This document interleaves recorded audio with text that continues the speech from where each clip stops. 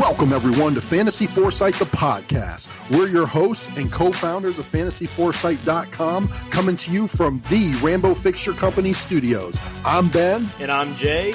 You ready to get rolling, Jay? You know it. Let's do this. All right, let's go. Welcome back, everyone. It is Sunday, July 28th, and we are back for a quick breaking news bonus episode. There has been several legitimate, significant developments that have occurred since we recorded our podcast on, say, for example, AJ Green's division, Kerryon Johnson's division, the New York Giants division. So we really just want to come back and give you an updated perspective on our outlooks for some specific impacted players going forward in 2019. So we've got Jay back. We've got Steve back recording a doubleheader, so everybody's ready to go. And first up, we've got the impact of Theo Riddick being cut just yesterday, Saturday, July 27th, which all of a sudden skyrockets the PPR upside of Kerryon Johnson, who before this news was already going as RB20 at the top of the fourth. And before this news, again, he was Foresight's aggregate projected RB17 and Total Foresight's RB25 overall. We expect that ADP to really spike. We expect the Foresight projection to go up a little bit, and that is going to impact his Total Foresight ranking a little bit. However, you've got to be careful not to overreact. Right. If this guy all of a sudden is creeping up to an ADP price of like RB 10 or 11, he only played 10 games last year, and we have to be mindful of that. Completely agree, and I think it also increases the value of CJ Anderson very late in drafts, just as a even more valuable cuff, an even more valuable fantasy option, and an even more valuable dart throw late in drafts. But yes, you're right. Kerryon's price tag is going to go up. His value is going to go up. It's just a keeping an eye on making sure that you don't overpay too much for his services. Yeah, precisely, guys. I mean, because at the end of the day, Kerryon Johnson, he has 118 career carries. So you make a great point about CJ Anderson late. Somebody that I think is going to probably get more work than Kerryon Johnson, truther, is one who admits going to happen. Yep. So yeah, don't overpay for this guy if he starts getting up into that like RB1 ADP status. And all of a sudden you have two very defined roles in this Right. backfield. Right. Or you have an opportunity for CJ Anderson to be the early down goal line back who also is a capable pass catcher. And you have Kerryon Johnson, who is a capable runner, who is a very nice pass catching specialist. So all of a sudden, this could be a very nice 1-2 punch. And when you're comparing insanely high Kerryon Johnson price tags to almost free price tags for CJ Anderson, I think we all are going to agree that we would prefer to go that CJ Anderson route. Crazy to say it, but yeah. Exactly.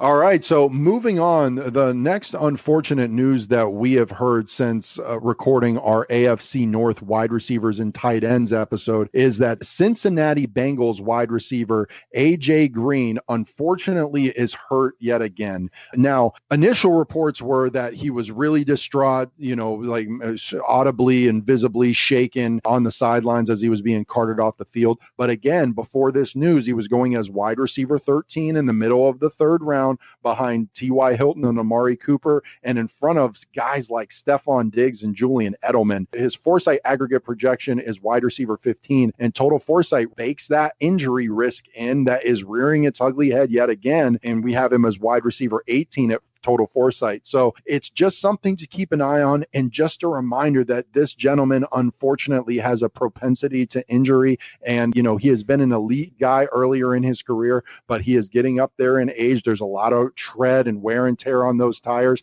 So for me, I'm going to probably stay away for a little more proven commodities at that point. Unless the value was tremendous, I was staying away to begin with. We talked about his risk before we got to this point. It has reared its ugly head, and I don't know if AJ Green is the type of guy like Julio Jones who can play and still be elite on a bad wheel. Julio does it season in and season out, and we don't bat an eye at it. I don't know if AJ Green is that guy. So again, even if his value falls, I'm just not sure I'm willing to pay whatever price it is. Yeah, I'm right there with you guys, because there's the notion where he was going in drafts already kind of was a value is kind of what I've been, hearing out of a lot of places. And I still was not like big on AJ Green because he's not playing full fantasy seasons lately. And this guy's not a spring chicken anymore. I'm not sure right off the top of my head, but I'm pretty sure, he's coming on to 29, 30 years old. So it's just concerning to see these injuries reoccurring with him, and it scares me off wanting to draft him. Absolutely. And the last development since we recorded our NFC East podcast is the New York Giants dumpster fire that's going on over there.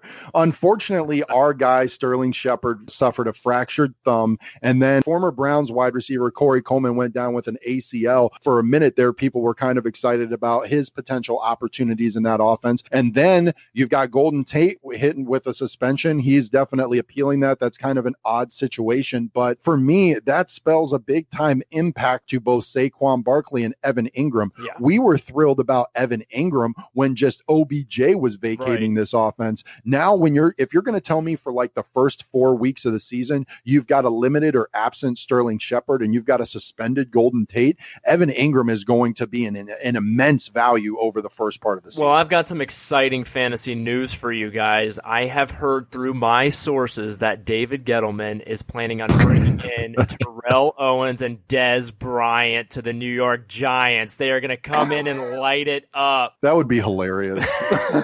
Would you be surprised? No, you're right, though, about Evan Engram. I mean, his value was there with the absence of ODB. He is a volume-dependent guy who has shown that he can be elite when he gets the volume, and it would seem as though that volume is going to increase dramatically.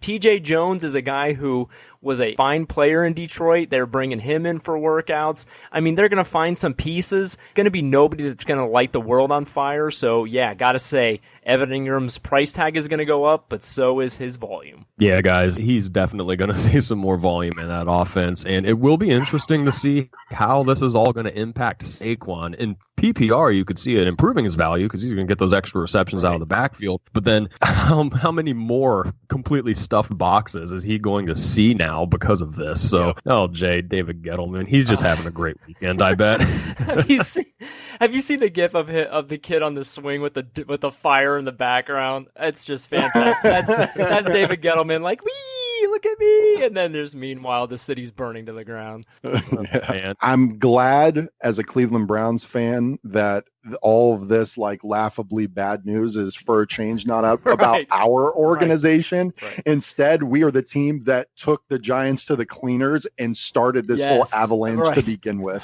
So, all taking it back to the most relevant team in the NFL, which is the Cleveland Browns, of course. Of course. All right, guys, that wraps it up. We just wanted to come in and quickly touch base with everybody and just give you a little quick breaking news bonus episode because, every fantasy player is an equation. And when the variables in that equation change, so does the final answer. So we really wanted to just circle back with you guys, especially now that we have our outstanding partnership with Clipcast. We want to make sure that you have the latest and greatest, most up-to-date audio from us about our players when you go to fantasyforesight.com and Total Foresight and click the brand new Clipcast icon next to every one of our players. That takes you directly to a plethora of podcast audio about that specific guy's fantasy outlook in 2019, not least of which is Fantasy Foresight. All right, guys, that does it. Here are our reminders. Don't forget, we will be in Canton, Ohio on Sunday, August 18th at the 2019 Midwest Fantasy Football Expo from noon to 6. Come out and see us. You won't be disappointed. We have a lot of things going on. It's going to be a fun day, and we have great things planned. In addition to that, we will be giving away the last spot to the Fantasy Foresight Challenge, benefiting Special Olympics. Check out our page on Twitter. All you have to do is make a small donation to Special Olympics to get entered for one of 6 prize spots to take on Team Foresight in a season-long 12-team PPR league. Winner of the league takes home $1,000 cash. If you think you can take us down in our league, bring it on, because we don't think you can. We have a lot of great things planned, everybody. Thanks for tuning in. Absolutely. And next up, we continue this exciting NFC North division with the wide receivers and tight ends. Can't wait. And that wraps up this episode of Fantasy Foresight, the podcast. We thank you for joining us. Be sure to visit us, as always, at fantasyforesight.com. Use the links at the bottom of the page to find us across social media, including Twitter, Facebook, YouTube, and wherever you pod. We hope you enjoyed the episode, and we'll see you next time.